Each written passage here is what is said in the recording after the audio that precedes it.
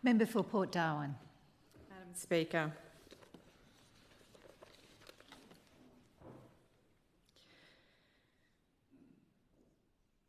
consistently throughout the election campaign, the people of the electorate of Port Darwin raised concerns around the increasing number of young people creating nuisance in our community. Groups of kids as young as 5 or 6 roaming the streets at all hours of the day and night. Kids breaking into properties, damaging vehicles. Groups of kids entering businesses and helping themselves to items off the shelves and walking out of those businesses confident that they would not face any consequence, with business owners left feeling helpless to do anything to stop them.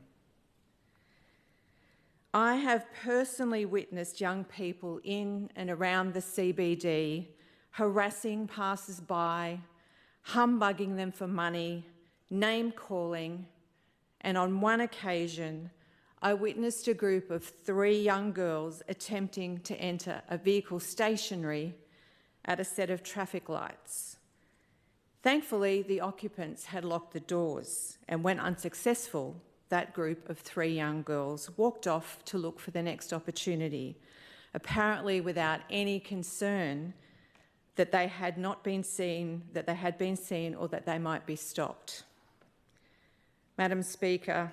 I will never forget the look of terror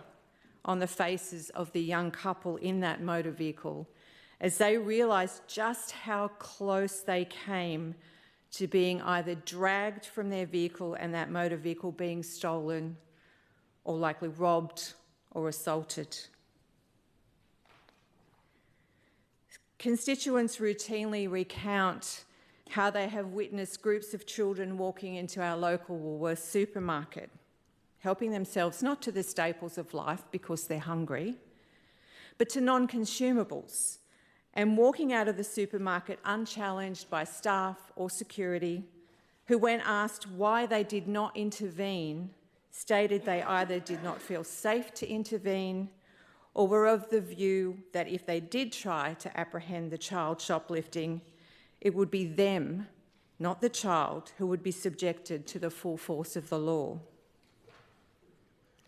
The consistent message is that our community is being laid siege to by groups of young people confident they can do and say whatever they want without fear of consequence.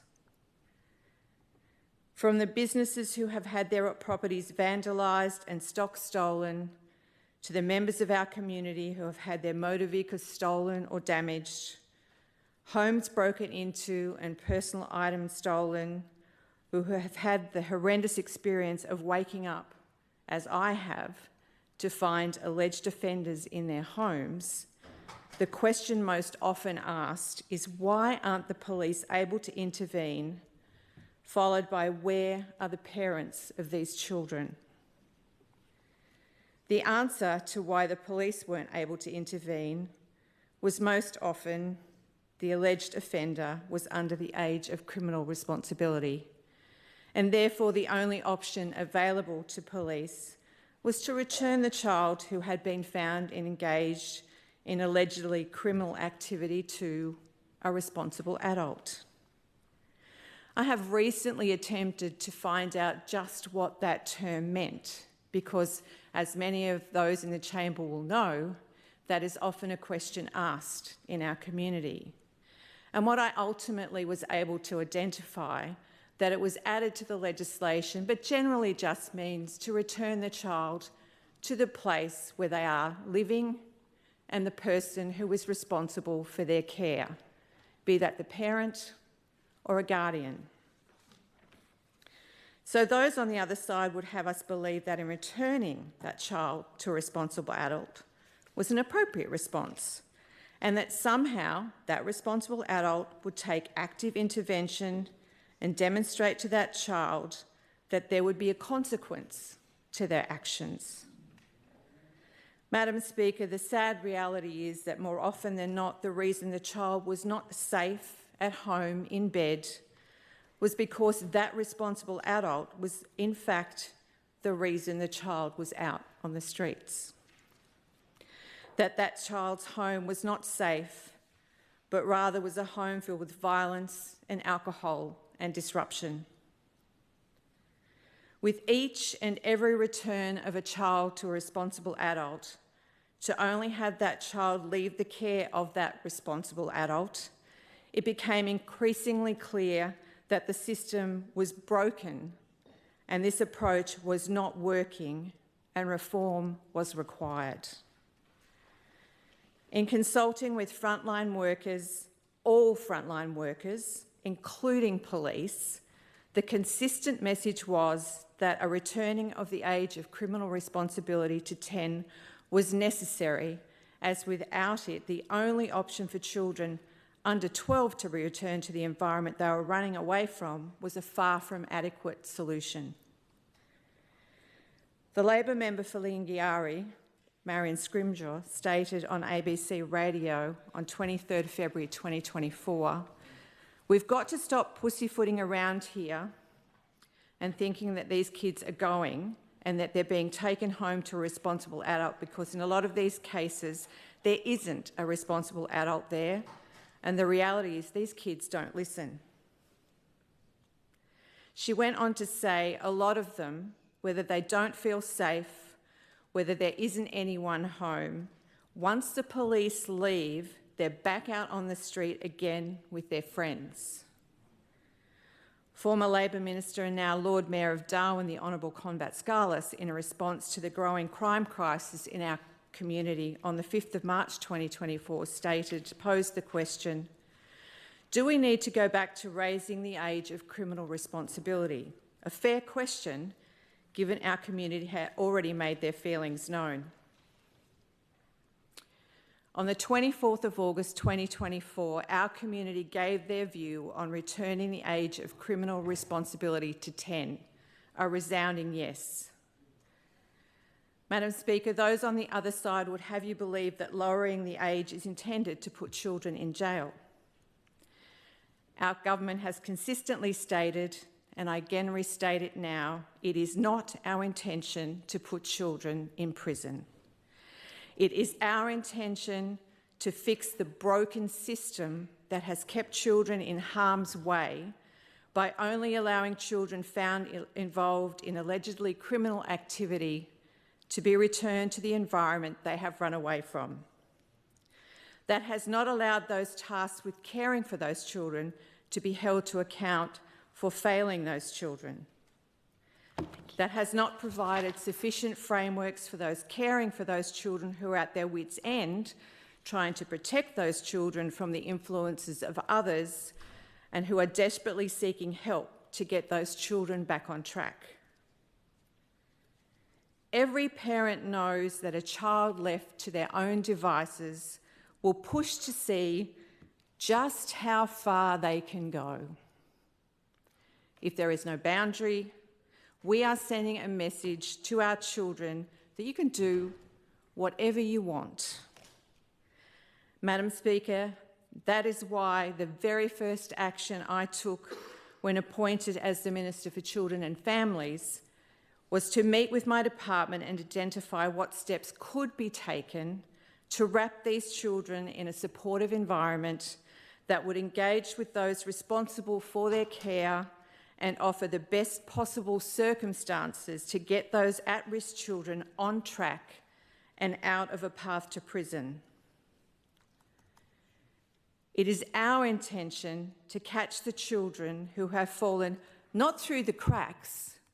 but through the chasm created by those on the other side's inaction on this matter,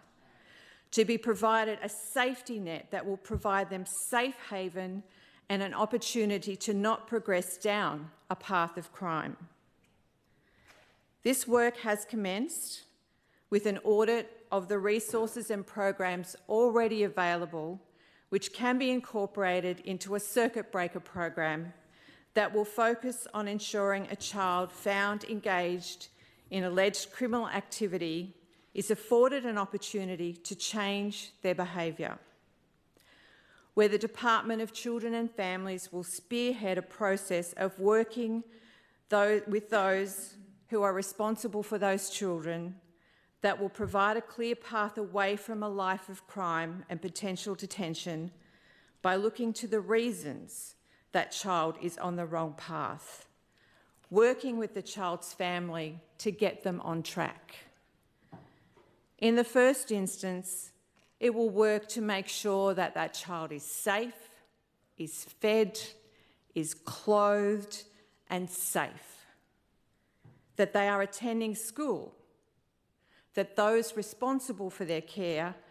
are looking after those children, and when they are not, looking as to the reasons why they are not, and where necessary, taking the steps to support that family, to care for that child, and if that is not possible, look to the options available to assure that that child is in the best possible environment. We will also look at how we can put that child into a diversionary process that will help get them on track, that will see them at school, educated, that will give them the opportunity to understand that behaving in the way that led to their coming to our attention is not okay with our community. It is not the way that will see them lead a path to the best possible person that they can be. Madam Speaker, the sad reality is this has been an issue for so long now that young children are actually learning from older youth that because there are no consequences, they can get away with whatever they want because they've been getting away for these things for many years. Worse still is that older youth are using our younger children to commit crimes for them because they know for those children there will be no consequences. This is not a pattern of behaviour that our community can support, tolerate or allow to continue. So we must provide the framework for our community, for our frontline workers to actively become engaged in these children's lives at a point where we have the opportunity to make a real difference in these children's lives.